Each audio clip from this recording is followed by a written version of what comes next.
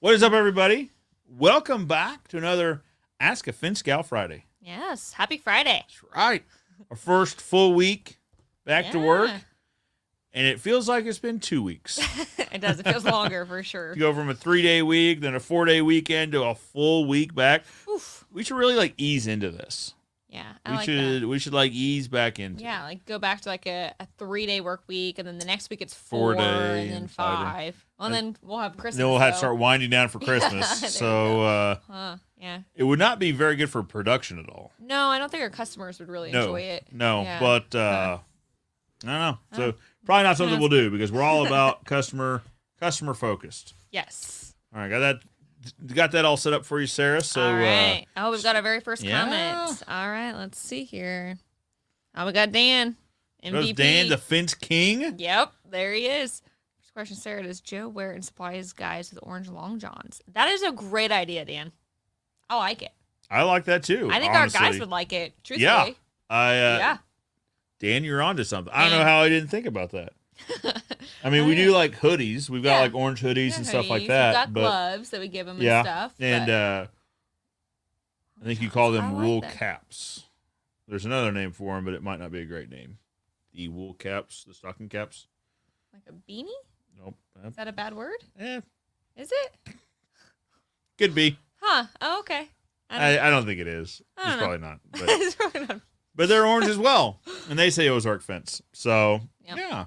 But yeah, I like that. So Dan was with me yesterday. So we're on the Joe Everest. We got another YouTube channel. It's Joe Everest, the fence expert, where I just answer fence questions and help people with their fencing businesses. Yeah. Dan and his son Dylan, if I remember right, that were with us.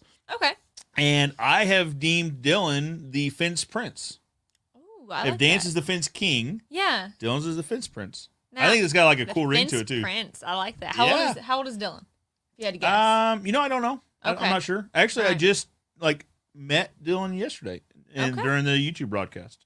Huh. So all right. Yeah. That's a question, Dan. How old is the fence prince? And what I told Dan is so one thing we were talking about is how powerful Facebook video and YouTube video are at helping us reach, our audience and communicate with them and stuff like that. Yeah. And so I told Dan that he needs to start a YouTube channel. He should. Yeah. That'd be awesome. Dan the Fence King. Yeah. And then you can have me on as Fence Gal, special guest. No, there you go. There you go. I like how she just invited herself onto your future channel. To your future channel. So and then I would be willing to come on and do be guest your appearance. guest. Yeah. I like it. See how she does this. I like it. Well, Very we got good. a little bit of a technology thing going on. We're kind of out of focus a little bit. We got to focus. Oh, there we go. are. And we're back. I do like that. Should background be manual focused, but okay. All right, on to the next one. There we go. That's like right. it. That's right.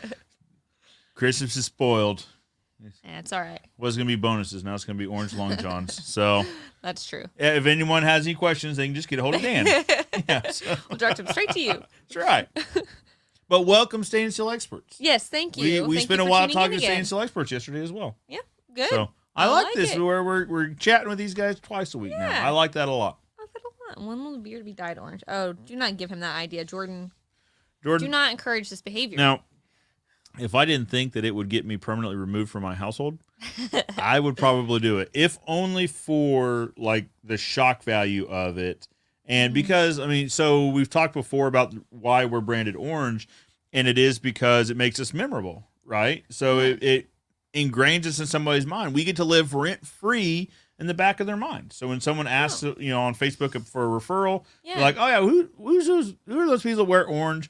And when I go to the trade shows, I wear the orange blazer and the orange top hat, which look ridiculous, but it helps me live rent-free in their mind. Yeah. So I say all that to say, Jordan, if I didn't think it would get me thrown out of the house, I would do it.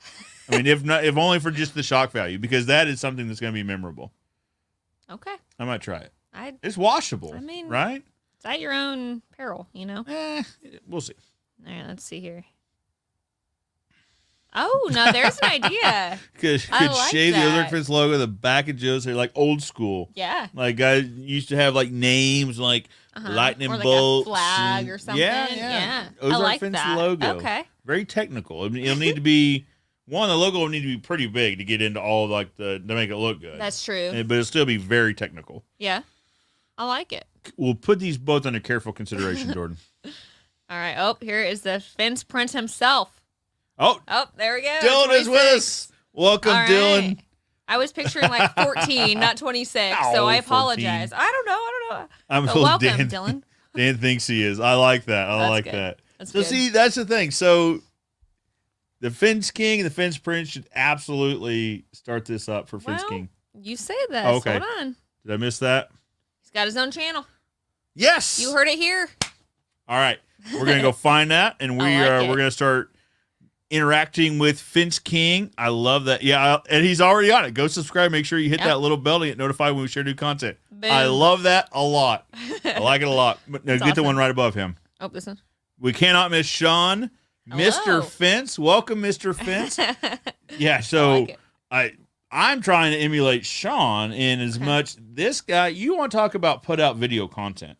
This guy puts out a tremendous amount of video content, and it revolves around helping fencing contractors. So he usually goes live in like the fencing contractors Facebook groups. Oh, he's like, hey guys, cool. this is what we're up to. This is a new technique, or this is a tool that we use. So yeah, who could forget Mr. I like Fence? that. And his trucks are big and shiny chrome. I like that a lot. They are huge. I love them. Okay. Now, one day our trucks will grow up and they'll be as big trucks? as Mr. Fence trucks. They won't be chrome. Unless orange chrome. Is orange chrome a thing? I don't think so. Have we discovered no, something? It sure isn't. Pause one while I get a hold of my rap guy. Orange chrome. I like where this is headed already. I do want to see a picture of those trucks there, Sean. So yeah. Send me a picture. I'm going to invite you to the fence groups. You need to be in the fence groups anyway. Need to anyway. Yeah, They are like, one is like a monster truck. Okay. Like, almost legit monster truck. It is huge. And then he's got a lot of the bigger trucks. Oh, yes. Oh, no. Here comes the answer. Oop, sorry. There is orange chrome. Ooh. Well, we'll keep that in mind for the next trucks. We'll keep the current trucks the exact same. So Sarah's truck needs to be rewrapped because it still has the old wrap on it. Yeah, it does. It doesn't match the truck I drive or my dad drive. Doesn't match the rest of the fleet. So True. Your truck needs rewrapped and the wood production truck needs rewrapped. We'll just keep noodling that one. We'll put that one on the back burner. We will keep. We'll noodle it some more. It's one of those things where that's an idea. It's another one of those situations. We need to say hi to somebody real quick right above that because he has a. What is up, Jackson? Hi, Jackson. Hi, buddy. Jackson's my 3-year-old, and he has the attention span of a 3-year-old, so we need to say very quickly hello. Immediately. Yes, all right, because he squirrels, and I don't know where he gets that from because I am always laser focused and dialed in at all times. I hardly ever squirrel at all. All times, for sure.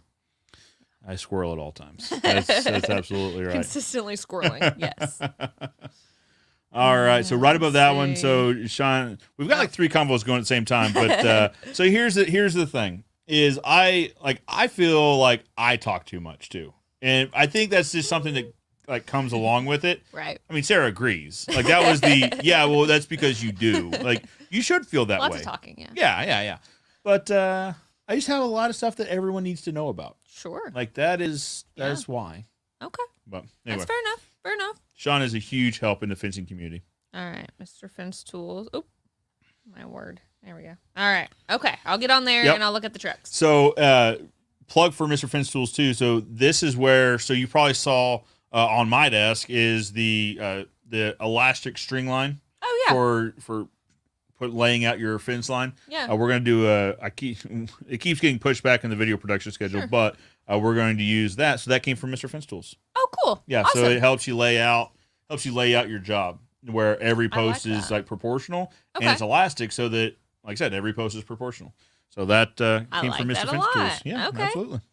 All right. And then go MrFence.com. I like it. You bet it. Very cool. Here, throw Dan's channel up there. Oh, Fence King.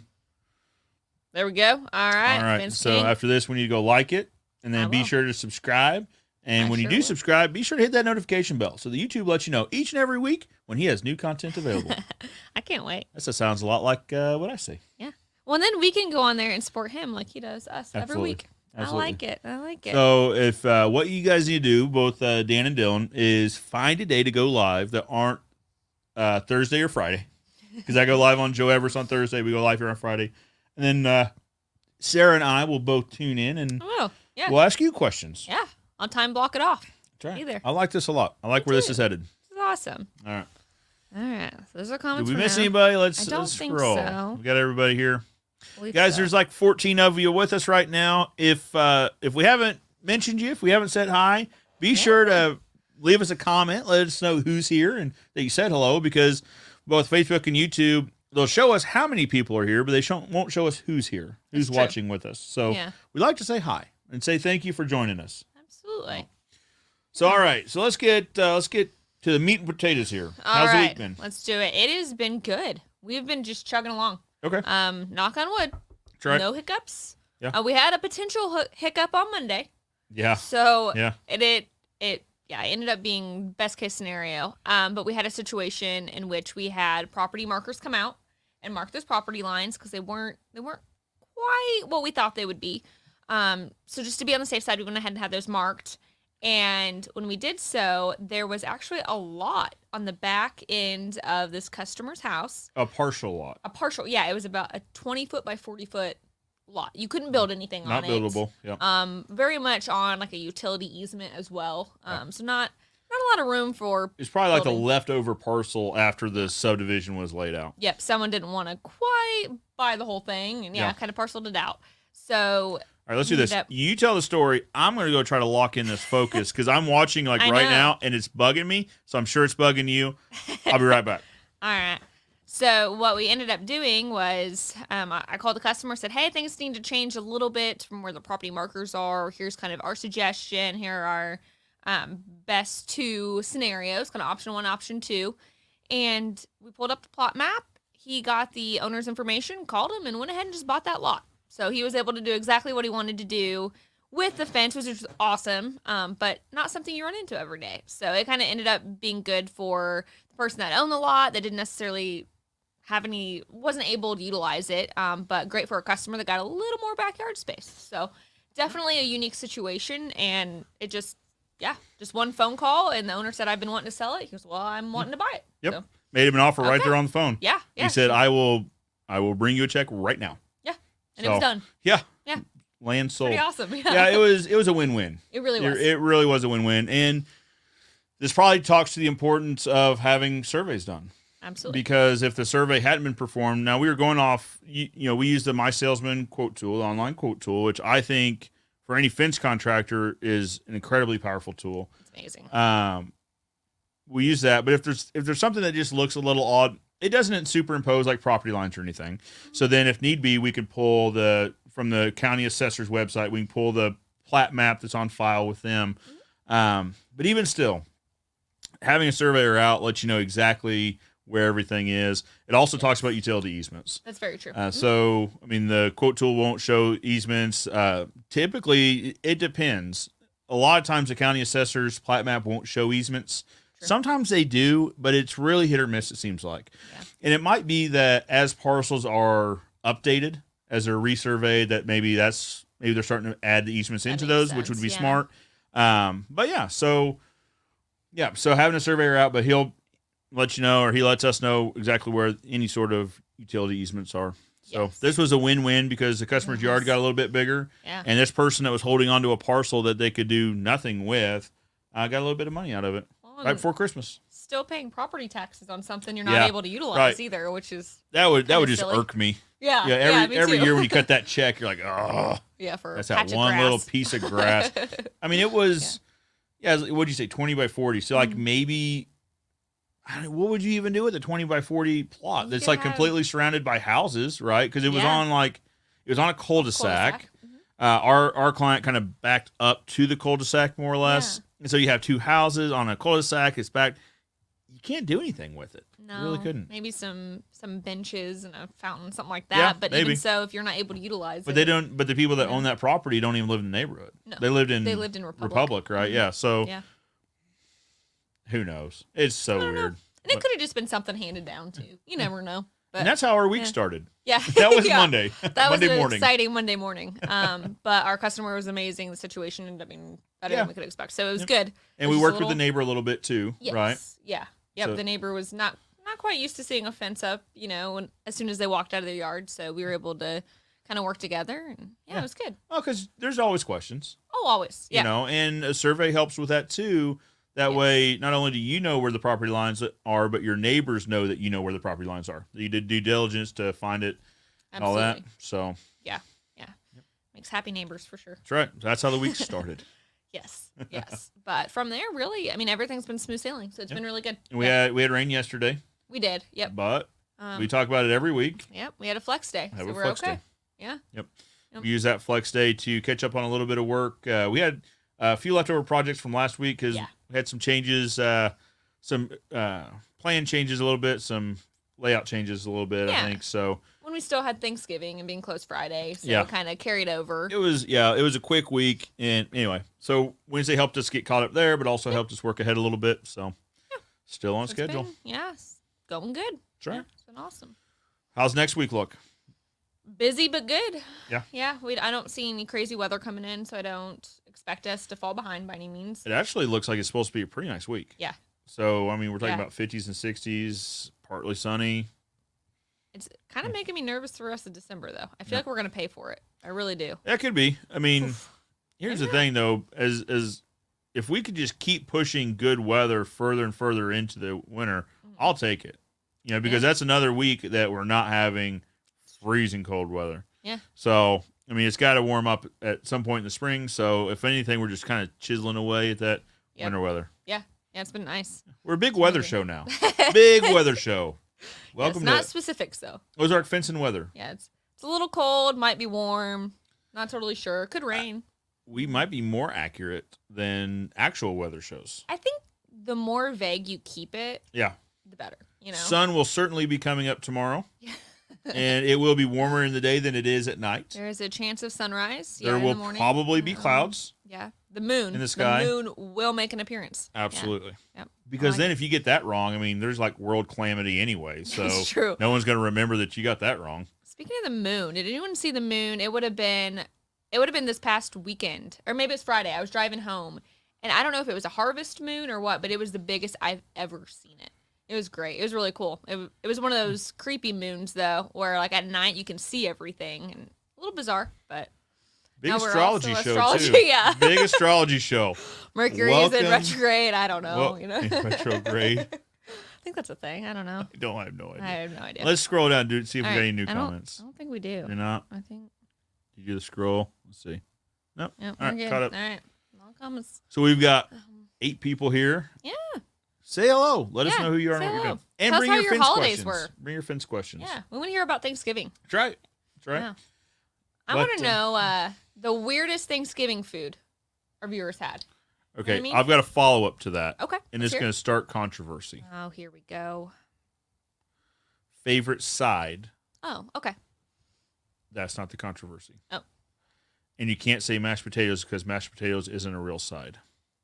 Well, it's a staple. I was listening to a podcast. I listened to the Pat McAfee podcast, and this led to calamity. Because what they're saying, the reasoning is mashed potatoes aren't a side because you have to add stuff to mashed potatoes. You have to put gravy on. You don't eat mashed potatoes by themselves. Mashed potatoes is more of like an accessory. You're going to put gravy on it, so you have to add gravy to it. And then you usually, if you're like me, you dip your turkey in your mashed potatoes. Mm-hmm. That's a good deal. Or your corn or anything like that. Yeah. Not a true standalone side. I don't know. I don't know that I agree with that. This is the calamity. Because, so you could, in theory, eat mashed potatoes by themselves. Would you? If no one does. If there is only white gravy, by all means, I will eat my mashed potatoes plain. I don't like white gravy unless it's on my biscuits. But that's what I'm saying. Okay, so you walk up and you see the whole spread in front of you. Yeah. and you Love see it. your mashed potatoes, Mm-hmm. and you see no gravy. Are you putting mashed potatoes on your plate? Yes. No, you're not. Yes, I am. No, I you're am. not. I You are really am. not putting mashed potatoes on your plate. Okay, so let's make this real personal here. Okay. Let's talk about corn. You can eat corn by itself. I eat corn by itself all the I time. eat mashed I knew potatoes this by was the corn. you. Or by the corn. By the corn? By the corn. I eat You mashed eat potatoes by mashed itself. potatoes by themselves Yes. on purpose? Yeah. Have you had the Bob Evans mashed potatoes from Walmart? They're delicious. They probably have stuff added too. I'm not talking about like loaded mashed potatoes. No, I I'm not know. talking about like Right. chives. Just I'm not talking regular about that. mashed potatoes. You here's the problem. In the Okay. process of mashing potatoes, you have to add a little milk, add a little butter. You Yeah. make it. It's not any different than a baked potato. It's just mashed. So you would eat a baked potato by itself, yes. I don't, but Would you okay. put gravy on a baked potato? No. Exactly. Well, I don't eat baked potatoes anyway. So literally the only difference is you're just mashing it.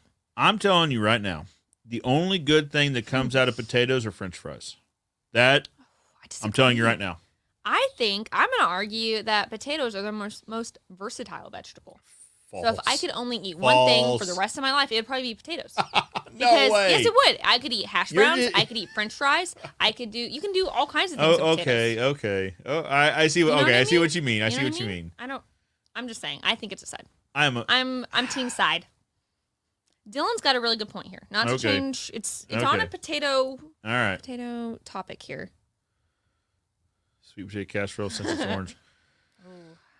You're in for a rude awakening here, Dylan. I can't stand it.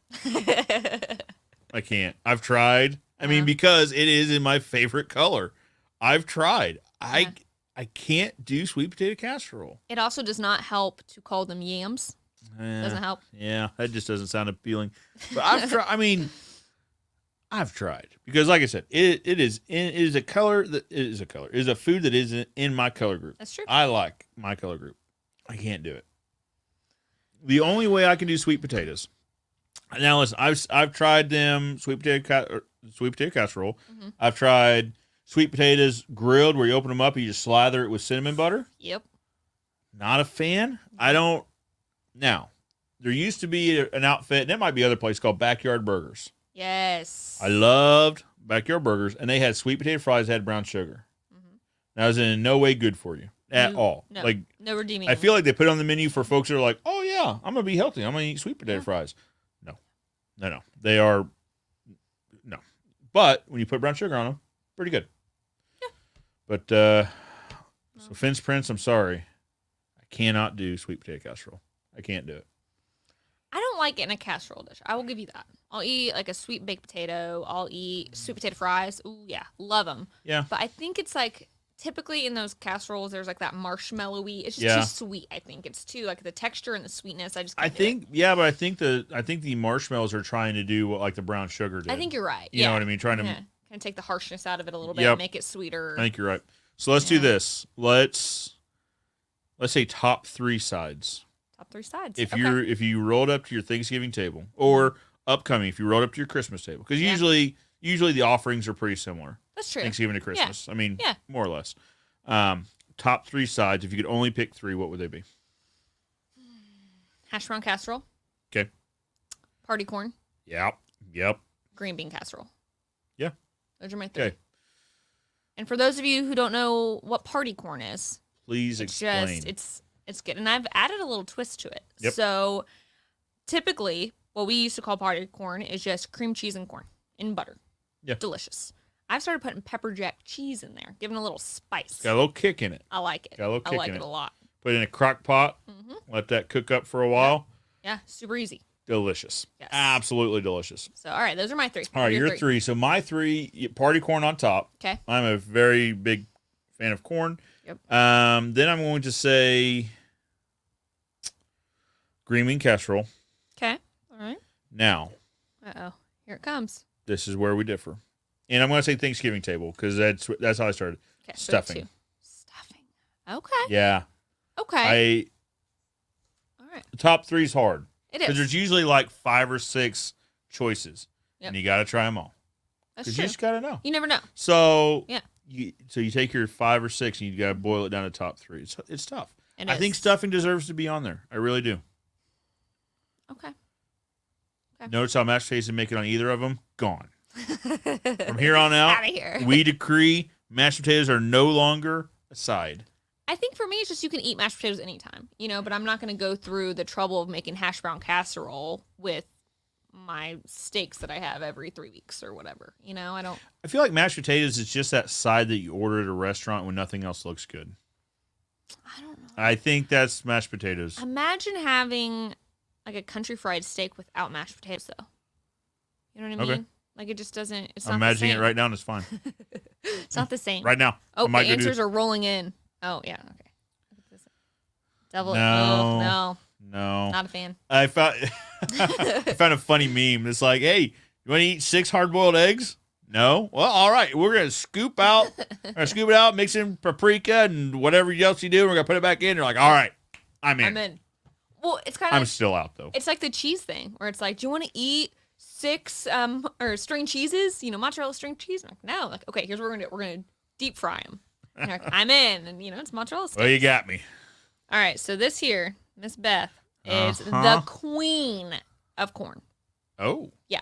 So she makes, I don't know what they do to theirs, and I haven't even tried to make it because it's never going to be the same. When we're camping, they make this corn, and it's similar to party corn. Okay. But it's cheesier and spicier. And so it's like, you don't have Really? your cream cheese, I don't think. I think it's more of like not a Velveeta, but like almost like a queso corn. It's good, but it's spicy. Really? Yeah, it's real good. I'm in without the spiciness. I don't know, but it's not.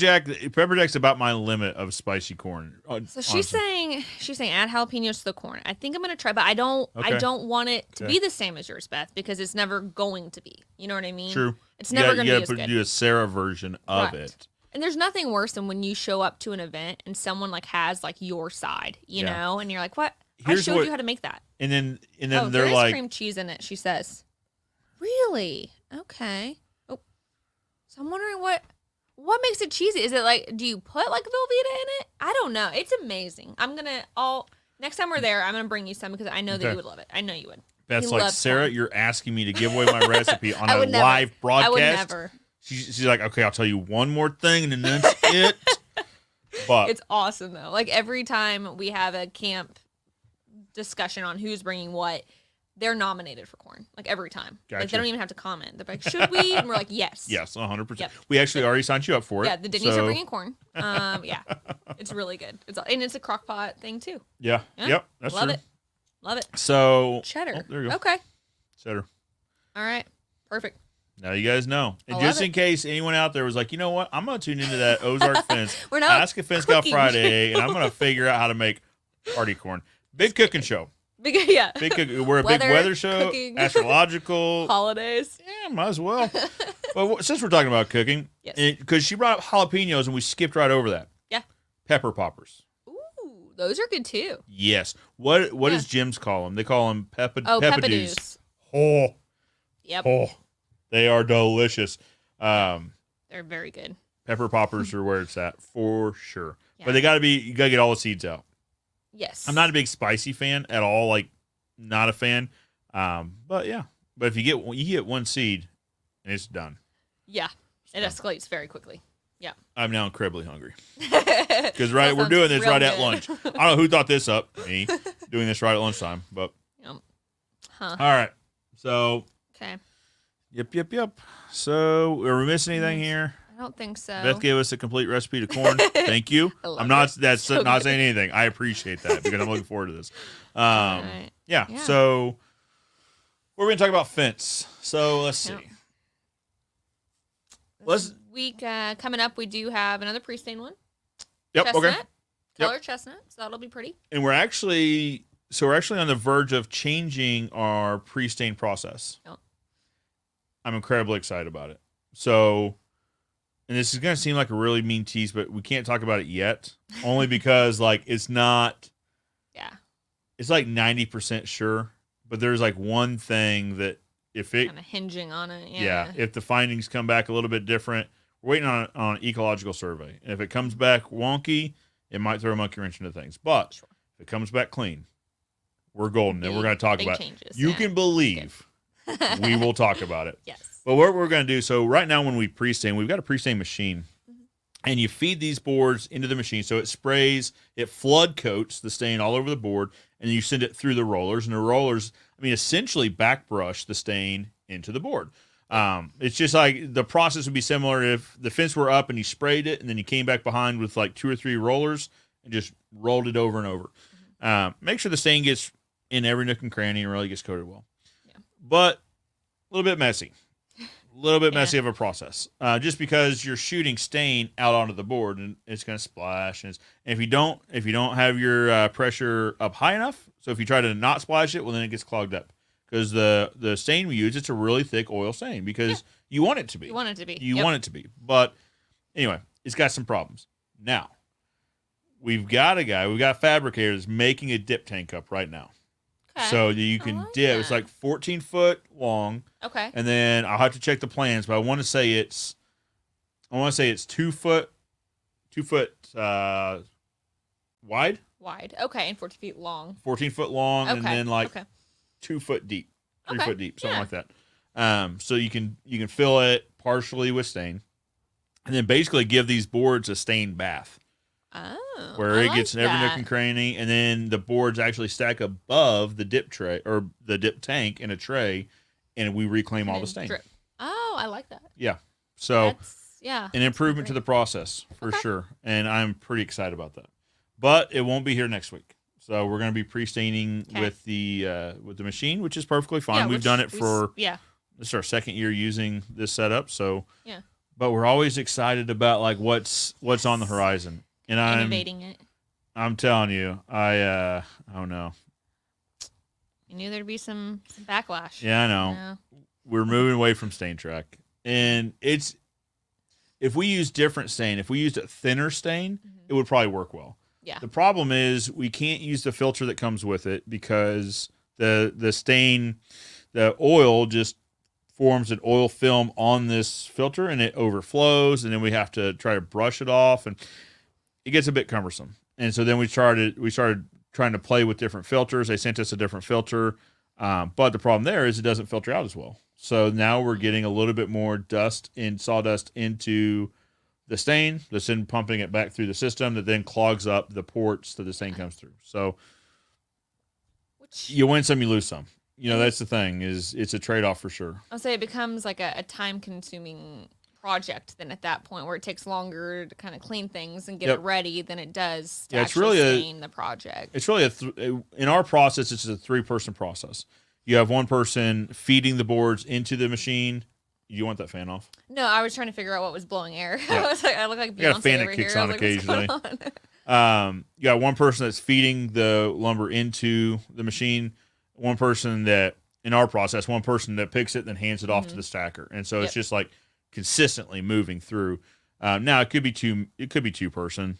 Sure. The guy at the end could then pull off and he could also stack. The problem is one of those people are also now dedicated to cleaning.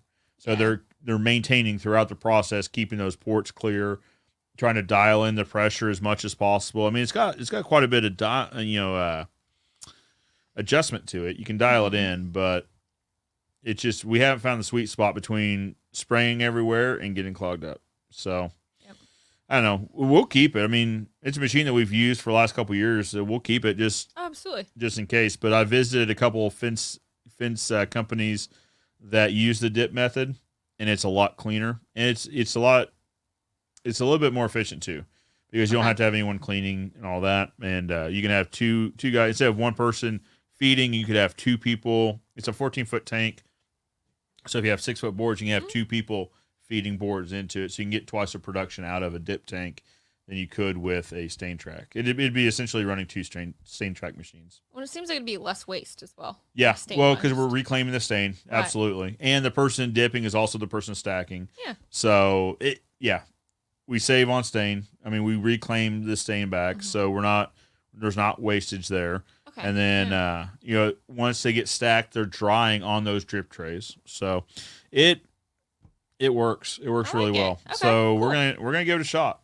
We're investing in this tank. We're having it fabricated right now. I think the stain dip tank it should be done next week, and then it will just be pending this survey. So we'll see. All right. So let's see. What else we going to talk about? So Nathan's with us, though. Yes. Hello, Nathan. Welcome, Nathan. Welcome.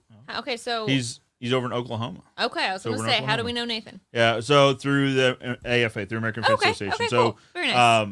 Nathan, you can correct me if I'm wrong. I think we met at Fence Tech. I think. Yeah. I don't know. It's either Fence Tech or it was one of the Midwest chapter AFA meetings. It's either that or it was the AFA chapter meeting at Hard Rock in Tulsa. Oh, very nice. They're just outside Tulsa. So, Nathan, let us know where you're from. I want to say the office is in maybe Broken Arrow, maybe. It's a Tulsa area, I believe. Not too bad. Anyway, so we either met at that chapter meeting or we met at Fence Tech that year. I can't remember. And really super good guy. I mean, here's the thing is, I keep meeting these guys that we're all kind of same mind in that, like, we're trying to help each other. Like, everyone's trying to help each other figure out problems or try to improve process or just, I love that about this industry because we've got guys and gals, but that are, so we met, so Rachel with My Salesman was actually down. Yeah. They're on their way to the Midwest chapter meeting down in Branson, or actually their fall meeting.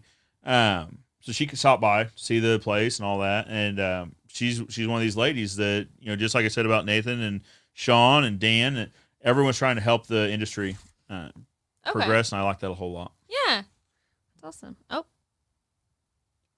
Justin. Hey, Justin. Welcome.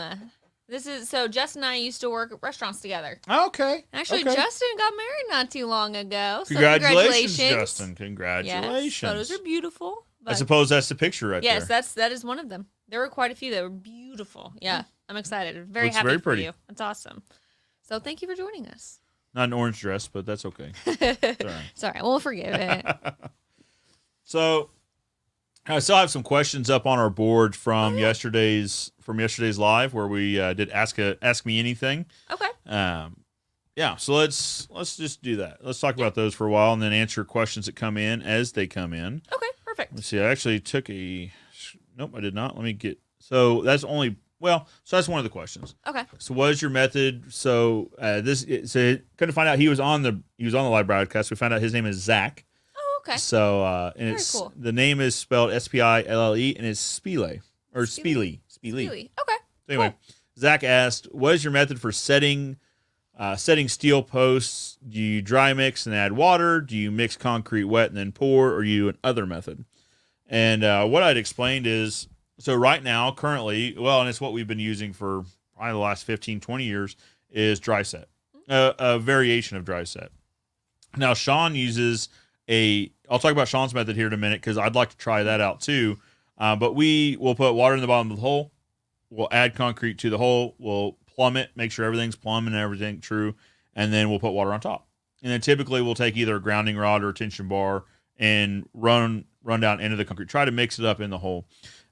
It works for us. We live in an area that our soil stays pretty damp throughout the year, unless, of course, it's in the middle of the summer and we're in a drought. There are exceptions, but it works for us. Now, when I was a kid, when I was working for Dad, for Grandpa, we wet mix. So we had these big mix trucks, these big like 2-ton trucks, and with mixers on the back of them, and the whole bed was just gravel and Portland, and you mix it up in the mixing barrel, and then in the concrete mixer, and you poured it in a wheelbarrow, and you took it over. Yep. That can get messy. I have spent a lot of time cleaning up spilled concrete, and so that wasn't a great scenario. Anyway, we moved to dry set, or a version, a hybrid between dry and wet set. Sure. Now, Sean's method is, so they don't wet it at all. They'll put the concrete in, but their thing is they compact it. So they have, it's basically like a weighted rock bar, but it's a tamper, so it's flat on the end. Okay. And they will just compact this concrete. It's got, and so they use a mix that's special made for them with a smaller, jagged, irregular aggregate. So instead of like smooth gravel or anything like that. Yeah. And so they'll compact it so tight to where those posts don't move anywhere. They do a lot of vinyl, so they'll actually build on it that day. Wow. It's just so compacted. It's incredible to watch. That's really cool. So another method is one that we're going to start trying out this winter is driving, just direct drive. Yeah. Because there's some studies out there that are interesting that caught my attention, that basically they say as you're drilling into the earth and as you're bringing the dirt up and all. You're disturbing all the soil around that hole. Right. So the auger wiggles or the rock wiggles as it comes up. So basically, the soil around that hole is not compacted anymore. Mm-hmm. And so even if you pour concrete in, you set it, the ground around that hole is still loose. Now, it's not, the fence won't fall over, of course, but it still has a chance to move fractionally. I mean, it's not huge. Sure. The fence isn't going to lean, but it still has a chance to move until that ground gets recompacted. Whereas with direct drive, you don't have that issue. With direct drive, I mean, you're literally driving the post directly into the earth. You're not disturbing the soil around it. So it leads to a tighter fence post initially when it's set. Okay. So we would, and so we'd obviously use longer posts because we're going to want to go a bit deeper.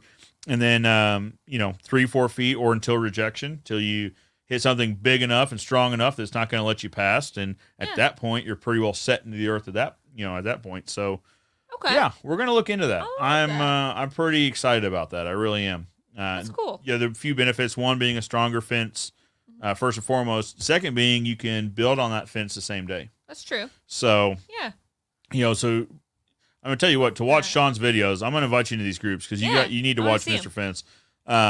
So they'll have on some projects, like if they have a crew that's running a little bit behind that day, they'll have a second crew. Whoever's done will show up and it'll be all hands on deck. Cool. I like that. You should see that process. It is a thing of beauty. Like for a fence guy, it is a thing of beauty just to watch fence go up in every direction. And it's nice to see the teamwork. Yes. Right. So absolutely. Sean runs a great company. He really does, from everything I've seen.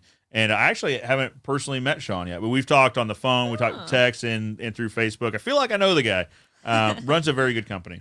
That's awesome. So he's been featured. There's a few other YouTube channels out there specifically about fence. And so they've been running, one of the channels has been running some features on him about his business. So I've learned a little bit more about like the behind the scenes. And yeah. So great guy. Have you already said where he's located? Sean, correct me if I'm wrong. I think it's in Indianapolis area. I think suburbs of Indianapolis, up in Indiana, I believe. Correct me if I'm wrong. Okay. They do a lot of vinyl, a lot of aluminum. Okay. So that's big really up in their market. I don't know that they do so much wood and chain link. Okay. Again, correct me if I'm wrong, Sean, but I think like they're known for like the vinyl and the aluminum guys. Okay. Cool. Yeah. And like I said, their trucks are impressive. They have every tool is cataloged. And so they use company cam, which is what we're switching over to. Yep. But there's a picture of every tool, of every number of every tool. There's a list of an inventory list of every truck, every tool that's on that truck, and everything. I like every that. tool has a place. Like it. This is fence goals. Yeah. Fence truck goals is Sean. It is unbelievable in this awesome. process. Yeah. So he's doing good things. I like it. All right. All right. Well. So yep, I'll pop this up real quick. Yep, we're back to the wedding. Congratulations. You are very welcome. Justin, I say congratulations too. Yeah. I just want to say. Sorry. Yeah, he did say that. I said it too. I did. Now, I get that I got points deducted for the orange dress joke, and I apologize. Yes. I didn't mean that personally. Like I just thought it would be funny. Not funny. Not funny. So talked about posts. Setting techniques. So currently we use kind of the hybrid method.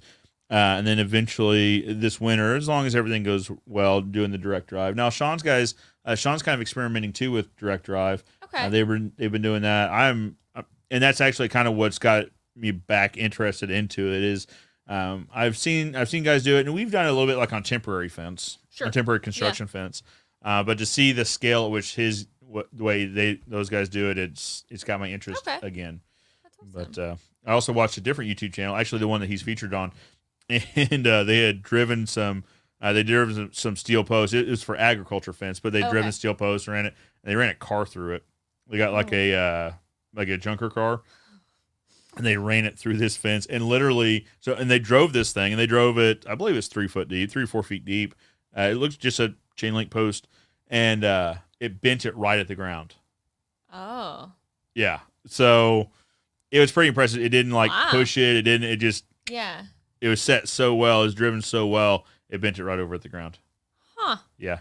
And then, and here's the thing. And so then you get folks that are like, well, what happens, if you don't have concrete anchoring it into the earth, it'll just pull right up. But luckily we have gravity. that holds everything in firmly. And like, let's be honest, these fences are incredibly heavy. Now, and so the next argument is, well, what about frost heave? Because you see fences that are pushed up out of the ground. Uh-oh. Completely different problem. And Right. that problem is just the frost line has frozen. When the frost line freezes, it pushes up. Same reason why, you know, farm kids will get this. Same reason why you could clean all the rocks out of a field, and then the next spring, There they full are. of rocks again. You're Yep. like, I just did this. I just spent weeks of my life getting all the rocks out of this field, and here's a whole new batch. Well, it's because it's freezing. When the ground freezes, it pushes anything hard, it pushes it up past that frost. And it's doing it with the fence post. So I would argue, and there's nothing scientific to this, but in my mind, it makes sense that by not setting in concrete, now you want your post deep. You want your post, obviously, to be under the frost depth. I mean, if we're talking about 3 or 4 feet, our frost line here is like 18 to 20 inches. So we're far past that anyway. But I would think, in my mind, if you don't have that concrete plug, you have less for the frost heave to push up. too. So, yeah. And like, I guess, is there a chance that if we lost all gravity that maybe you could pull it out? Like, yeah, but then we probably got bigger issues anyway. Right. Like, if we lost all our gravity, like, I don't think anybody's worrying about their fence at that point because your house is floating away. Car's gone. Fido Fido. gone. I So. just think that anyone also that kind of questions that has never tried to pull a T-post. Yeah, so when Mark did the video, I think it was Mark Olson that did the video. So he always calls it sword in the stone, right? He's like, he drives the place. He's like, all right, guys, sword in the stone, $100 goes to anybody that can pull this thing out of here, and they can't, right? It's driven so well, and actually, I think it was that clip where he was like, and listen, the only time you're going to get into fence trying to pull itself out of the ground is if we lose gravity, and so as long as we don't lose gravity, this thing works really well. Right. So yeah, I mean, like it's that's awesome. Yep. Good setup. Justin has a follow up. Oh. You're welcome. You're welcome. Good grief. Michael Bain, what is up? What is up, friend? I'm Michael. All right. Yeah, I got a haircut. Actually, this haircut's like a week old, so they did a good job. So I got a haircut. We're a big like personal care show now too. I got a haircut when I got Saturday, so it's almost a week because we had family pictures. Okay. On is that right? All yes, right. we got family pictures on Saturday, so I had to make sure everything's looking like sure, prim and all proper. nice for Yeah. pictures because we're mailing these things to people, and if I'm mailing a picture of me to somebody, I want it to look all right. Because out of the family pictures, It's definitely you. They're it's looking definitely at, me, for for sure. sure. And Absolutely. I didn't wear orange. Wow. Okay. When I say I didn't wear orange, I was not allowed to wear orange. My clothes, I felt like I'm 5 sometimes because like my clothes were laid out for me. Like I was like, all right, I'm gonna take a shower, jump in the shower, I come out, clothes are laid out on the bed. Well, that's not what I planned on wearing. I was like, hey, what's this? She goes, oh, that's what you're gonna wear, but it's not orange. She goes, yeah, that's what you're gonna wear. Oh. Okay. Okay. Happy wife, happy life. Yep. So, and we've already talked about that I am not in control of any sort of fashion or design, anything's in or around our house. Ever since the tree debacle, I have lost all control of color decisions at our house. I mean, I feel like that's justified. Debatable. All right, Justin's got a follow-up question. Concerning, yeah. So we typically we want to stay around 30 to 50 miles, somewhere in there. Yep. I say 50 because there are certain projects that we've done where there's aren't fence companies available for these people. Right. There's always exceptions. So a lot of times it's project dependent. Yes. So when we're saying 30 to 50 miles, we're talking about a standard residential fence. Right. Now, have we done work in Joplin? Yes. Yeah, have we done work in Lebanon? Yes. For larger projects that the project itself justified our travel time, right? Our mileage and fuel and windshield time paid to the guys to sit in the truck. So on a larger project that can justify those costs, yeah, absolutely. But typically, 30 to 50 miles. Yep. So we got done with one in Branson. It's been a few weeks, but it was an existing customer, and he was like, I want my fence to match, and I love the quality, and I didn't call anyone else. I want you to come put it in. Like, yes, sir. And not to say anything about Sarah's other customers, but for a while he was Sarah's favorite customer. He was. Still might be. because he gave her tickets to the animal show. Yes. He does. Oh, I'm going to butcher the name of it, but it's like the Amazing Pets Show in Branson or Incredible Pets or something like that. But I think it is Incredible Pets or something like that. Yeah, something like that. It's at Grand Country. Yes. Right? Yes. So he gave us free family passes. So yeah, to their Christmas show. And I'll have to say this. So he's an existing customer. I sold the fence the first time around, and he didn't give me passes to the show. I think that says maybe more about your customer service than it does customer. I think he just tried to pet all his animals. I'll have you know he had no dogs there. That's what started the conversation. Really? Okay. I said, so are we doing the fence for dogs? And he goes, no. And he said, my dogs aren't here. They're elsewhere. I said, oh, okay. And then we just got to talking about dogs because that's what I do best. Yeah, and that's right. And he said, I'm actually, do you go to any Branson shows? And I said, what's crazy is I go to Branson to vacation all the time. Our family has a lake house down there. Like, we love Branson.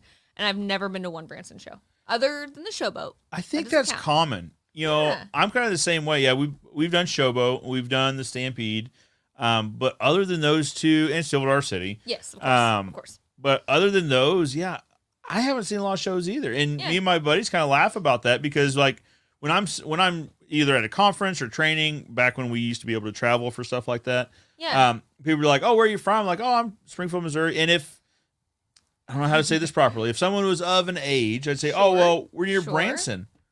You're near Branson? I bet you go to all the shows. Yeah. How far are you? I don't know, about 45 minutes. Yeah. I bet you go to all the shows. Not actually, really, no. No, not really. And we should. Yeah.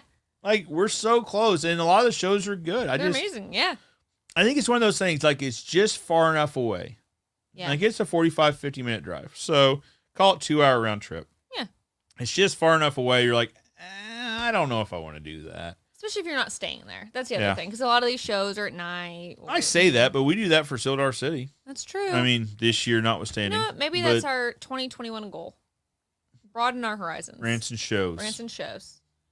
And that is a lofty goal. That is a lofty goal, is to make more Branson shows. I like it.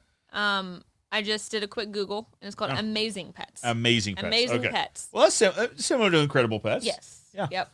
Amazing Pets in Branson. But it looks like he's got parrots, dogs, all kinds of good stuff. So cats. We saw a show similar to that. We took my daughter to Orlando for her birthday. It's been 3.5 years ago is when we found out we were pregnant with Jackson. Okay. I say we, like I was also pregnant with Jackson. But but we went to SeaWorld, and SeaWorld had a pet show. Okay. And I bet it's a lot like that, where it's kind of like cats that are running like across the rafters and puppies that are jumping. And I think they did have a parrot. I that kind of like, I bet it's a lot the same. It was a lot of fun. Yeah. It was a lot of fun. I think like that. We'll have to go. I look forward to that. Yeah.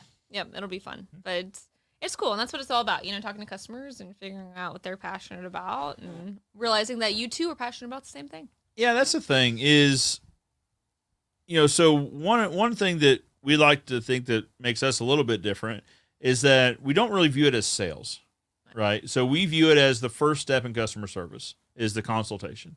Because we're not there to sell anything. I mean, I get it. We have a fence company. We build fence. But I don't view it that we sell fence. I view it like that we offer solutions to problems. And that is through a conversation and a consultation. What do you need, and how can we help you with what you need? How can we take care of, solve a problem for you? Yeah. And I think that's what you do really well is you're just very naturally conversational, and you like to pet dogs. I do. That's part of my job. Yeah. Yeah. So, but that naturally leads to the conversation. Yeah. And I think people realize that, hey, this is a little bit different. So it's not, I'm here to sell you a fence today and I can't leave until I get a contract. It's, here's how we can help you with your problem. And if you think that we're the best solution for that problem, we'd love to do it for you. Yep. And if not, that's fair. Yeah. There's several fence companies in town that are just as qualified. So you'll probably be happy at one of those too. Yep. But we feel that we're the best, but right. Yeah, makes us a little bit different. Yeah, it's fostering a relationship instead of just, an account. That's right.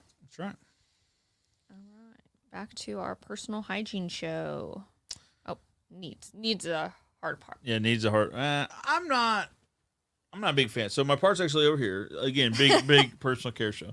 I'm not a fan of the hard part. I've went to a couple guys that like would cut the hard part in. I'm not that kind of guy. I've seen guys with it though, and it looks great good on them. It Yeah. looks good. I don't like it on me. So That's fair. So you heard it here first, folks. No hard parts for Jill. All right. That's true. Okay. I've never been to the Dixie Stampede. Never. Well, Or Dolly here, Stampede. yeah, it is no longer Dixie Dolly Stampede. Stampede. It is now Dolly Parton's Stampede. Okay. Well, So either way, I've never been there. yeah, I've been there once. Back when it was Dixie Stampede. Yeah. You had the North and the South, and depending on where you sat, those are the were folks you cheered for. Okay. Yeah, I can see you liking that because like part of it, you need to be there so long before the show, and as you're walking the grounds, part of it's like the horse stables, so you can walk through the horse stables and see the horses. And I like that. I could see you having a good time there. It's a good time. So when I was helping with lessons back in my horse show days, I remember we went and took a trip, and Molly had bought 2 ponies from the Dixie Stampede. They had retired them, and they were white, and we named them Snowman and Frosty, and they were these huge white ponies.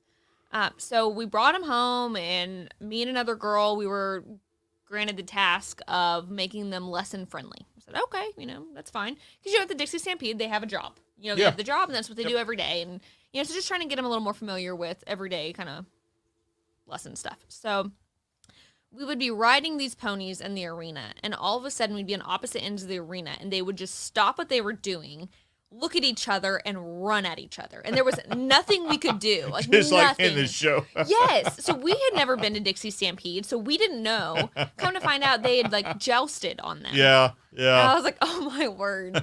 So it took a little while to kind of nick that one. That'd be exciting. Put some kids on there and turn them into jousters. Yeah.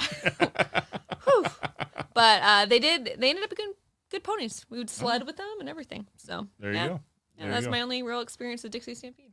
Yeah. Well, you should go. It is a good time. I need to go.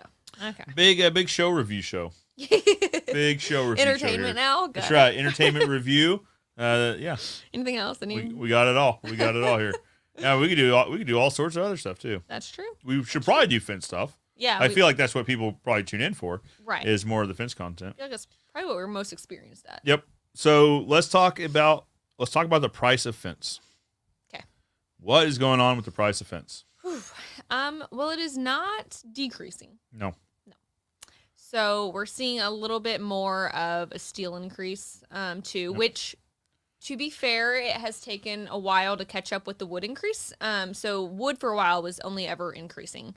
And I think right now it is getting a little slower in its increase than we saw. We were seeing dramatic jumps. And so steel took a little while before it started increasing. But now, because wood prices got so high, what we're seeing is that then the demand for chain link and the demand for ornamental kind of increased as well. Yeah. Because people were trying to get away from wood and the wood cost. Yeah, that's the thing. I think part of this is the steel industry saw that the wood industry was taking all of these increases and might have felt a little bit left out. Right. Now, the justification is sound. They justify it by saying the price of raw steel has gone up and price of labor. Like, I understand. You could justify selling ice to a snowman. Right. However that saying goes. You can justify whatever you want. I think that's what this is. So we just took our second price increase in 2 months. So it was 5% increase November 1st, 5% increase December 1st, 8% increase January 1st. So cumulative 19% increase. Yeah. By first of the year. And that 19% in 3 months, a lot. A bit extreme. And so what all does that affect? So we do use steel posts for wood. It really kind of affects every avenue that we touch. As far as we use, steel for the chain link, for the vinyl coated. We use it for ornamental iron, and we're seeing an increase there. Yep. So really, and ornamental aluminum. Yeah, and aluminum. Yep. So just about everything, barring vinyl, which we don't do a ton of. Yeah. Well, in vinyl right now, good luck finding vinyl. Yeah. That's the thing. So haven't seen as much price fluctuation in the vinyl market, but good luck finding it. It's everyone's, 10, 12 weeks, and then it's a question mark. Like, maybe 12 weeks. Yeah, who knows? Right. So we haven't done vinyl in quite a while, like in a dedicated way. We've done some one-off projects, but mainly because, we haven't found a really great supplier of it. And there's a couple manufacturing dealers here in our market. I say manufacturing dealers, but that might not be the right term. So they bring in the raw material and they'll make it into posts and panels and all that. Okay. It didn't make sense for us to try to get into vinyl knowing that those guys are in it and they do good work. They do great. So, yeah. Part of it is looking at the market, saying, what does the market need? Does it need someone else that does good work? Well, no, it's already has two contractors that do good work. So haven't got into vinyl consistently. Like I said, we've done one-off projects. Done little stuff, But we were pricing out a one-off project and I'd seen rumblings in the Facebook groups about the vinyl supply, and we went looking for it, and it is not at all there. So, yeah, here comes a question. So, Justin's got a good one. You guys have done 2020. All right. There's been some big ones. There have been some big ones. I'm going to take commercial out of it because I'm not as familiar with that, and the price points are just a little bit different because they're different products. And so that's a good question for you. Are we talking about biggest in revenue or biggest in footage? I say we split it. I say we do both. Okay. Okay, so I would say, me personally, biggest in revenue was probably a $35,000 job. Yep. That we did. Tell us a little bit about it. So it was an ornamental iron, or actually ornamental aluminum job. But the reason that it kind of crept up a little bit, it was a huge yard. It was actually 2 or 3 different lots that the person had bought and wanted to fence it all in for their dogs. But the pricey part of that one, I mean, ornamental aluminum certainly is proud of itself, you know, but we had to do columns every 15 feet. That's right. So there was brick costs, and, we contracted that out because we certainly are not bricklayers. Right. Nor do we want to be. Yep. So we contracted that out, but it was a lot of footage. So that was pretty crazy. Took a little while. But how many feet was it? Do you remember? I want to say 500, something like that. Yeah, that sounds right. Maybe a little bit less than that. By the time you have your column, I would say the layout was probably 500 feet. But by the time you took away your columns, takeoffs, yeah. So that was probably most revenue wise. Footage wise, I don't know. Footage wise, I'd say we did. Footage wise, it might be the one that we're in the middle of right now for one of Rick Ramsey's clients. It's 815 feet, 820 feet of 4-foot aluminum. I think it's coming in at 45,000. Yeah, I think so. It might be the biggest revenue that'd too. be bigger. Yeah.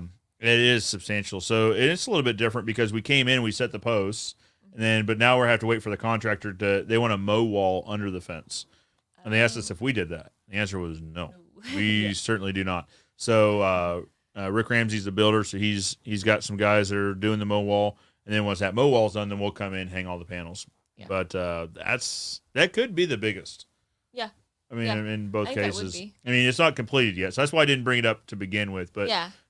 It'll probably end up completing this year, I bet. I mean, is it the second week? No, it's the first week in December. Man, how time flies. First week in December. Yeah, so I would say, I mean, you're going to have Christmas holiday in. Yeah. That's why that's the only reason I hesitate, and I don't know how long it's going to take them to pour the mow wall. Yeah. But I would almost guess that that thing completes this fiscal year. So that could be it. Yeah. Well, and for reference too, I would say to me, a large residential job is 300 feet.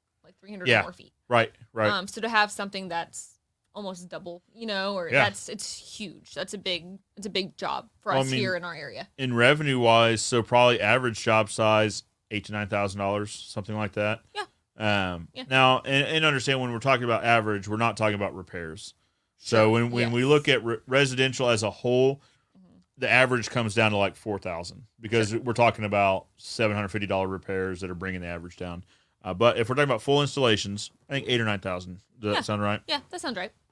So So when we're used to doing $8,000 or $9,000 projects, and then a $30,000 project rolls around, like, oh, that is pretty large. Yes. On the residential side. Yeah. Now, our dad runs the commercial side, and so he's had some projects that are actually. So we have a project right now out for bid. Is one that I had bid for a manufacturing facility. I think that came in at $280,000. I think 288, something like that. So on the commercial side, the numbers get a little bit crazy. Yeah. Our big residential jobs are their low end commercial jobs. You know, wait a minute. Sometimes. Sometimes, yeah. It's fun. And we banter, back and forth. Like, well, what'd you do today? And I think I'm, feeling really good. I said, I sold, 2 jobs. He's like, oh, well, I only sold this one. And then you see the footage and you're like, okay, that's not fair, Yeah. So salesman of the day again. Dang it. All right. Yeah. But no, it's good. It's good. Yeah, I've been really happy with where we've been this year, especially with how many unknowns we kind of faced. Yep. So. Is there another question there? Oh, he just said both. I've got a question. Oh, okay. Yeah. Yep. What is the most interesting project, you think? Oh, interesting. I feel like you have one in mind. It could be, I do. It's not this year, but I do have one I want to talk about. But okay. No. So it could be your experience, and it could be clients, it could be setting, it could be interesting, most interesting. I'll say mine while you're thinking of this. Okay. That way I'm not putting you on the spot. Yeah. So we do work for an area museum that has animals. And what's really cool is they're very mindful on the quality of life for these animals. Sure. And so they have offsite locations where, and one thing I didn't realize what happened is, so if they have one of these animals on display, they typically actually have 3 or 4 of them. Mm-hmm. And so one's on display for a period of time, and then they get rotated out. And so we got to do, they have large birds of prey, raptors. And I mean, these birds need long distances to fly. And so we got to build, I say we, our dad was involved in it. I just got to see the really cool pictures.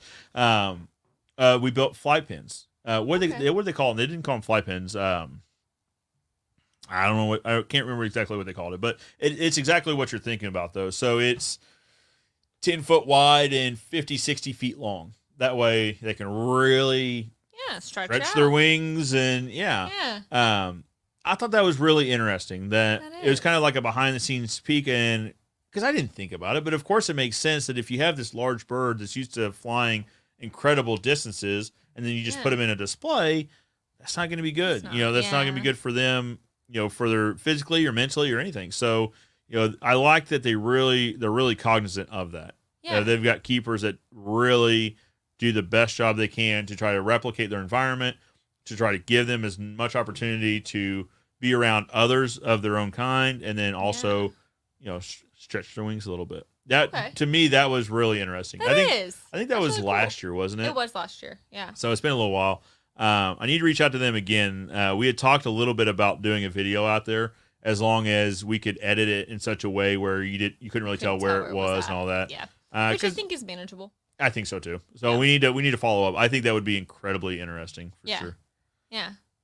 All right. So what's yours? So mine isn't so much. I deal with a lot of customers that have adorable dogs and that sort of thing, and so those are my favorite.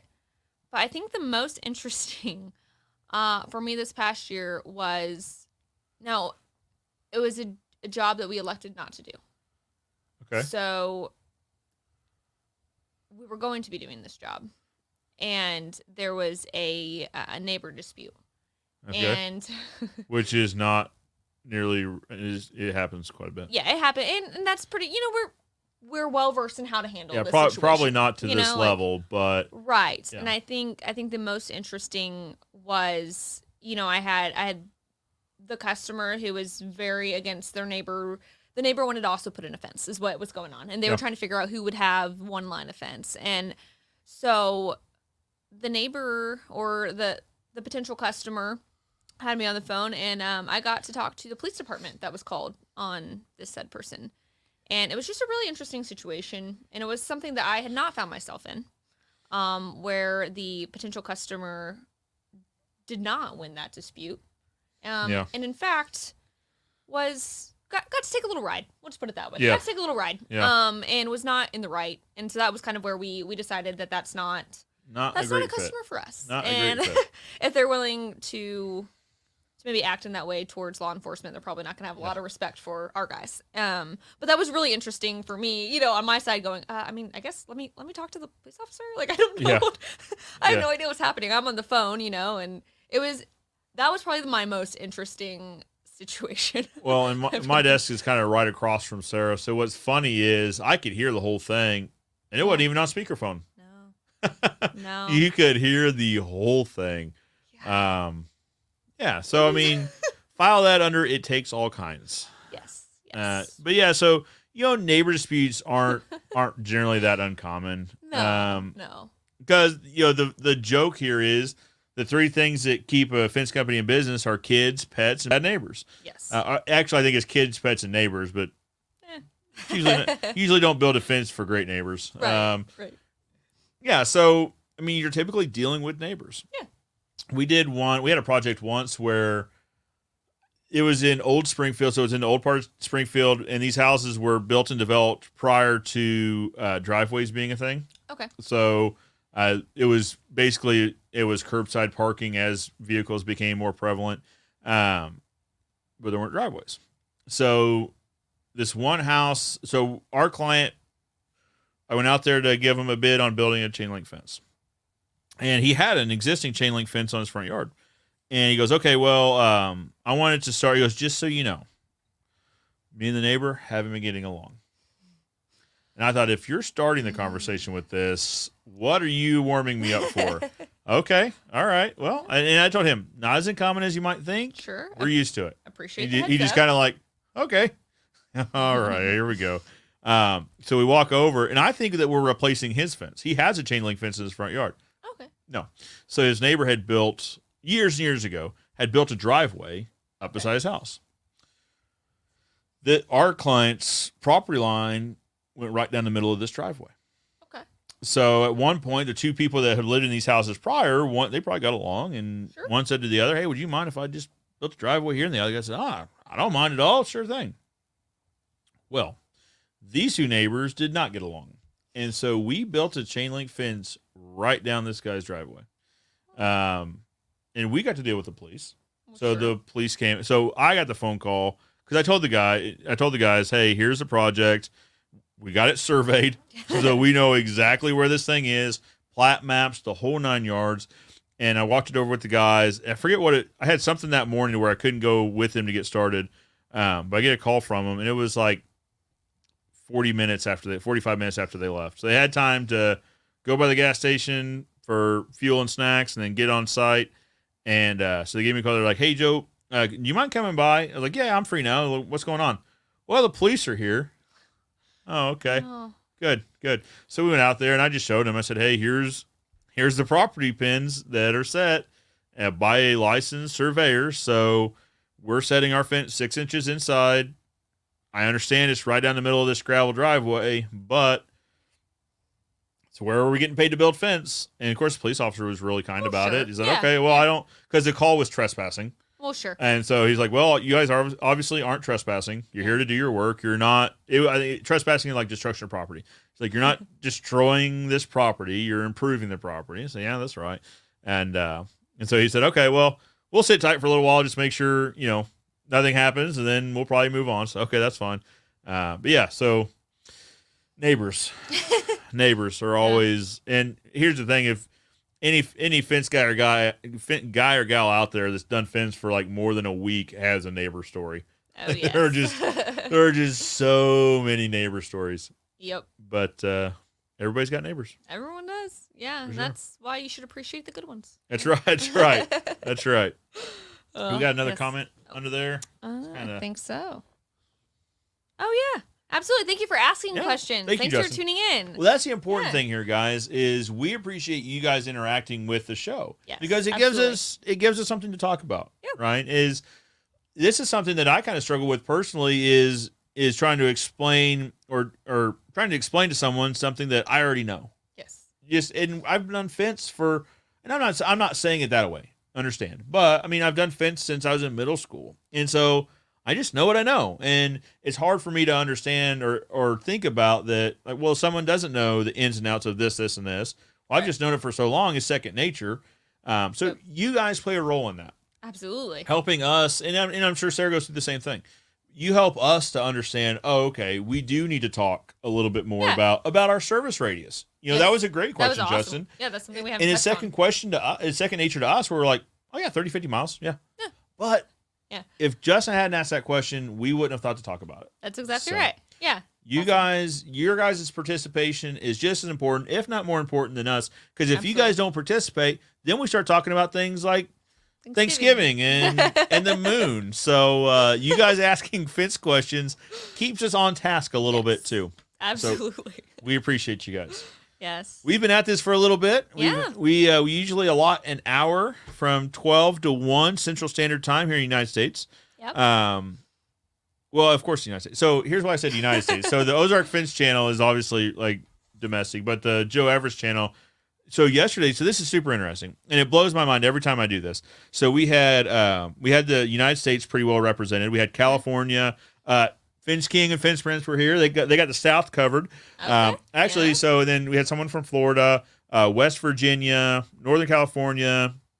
That was the domestic, and then we had Canada. We had a Canadian fellow on board. I like that. And then London. We had a gentleman from London. He had some, his question, it was an interesting question, and it's one I didn't know how to answer correctly, but he said, why is it that we don't, abroad here in London or in Europe in general, we don't have access to the same tools you guys have? That's a great question. I don't know.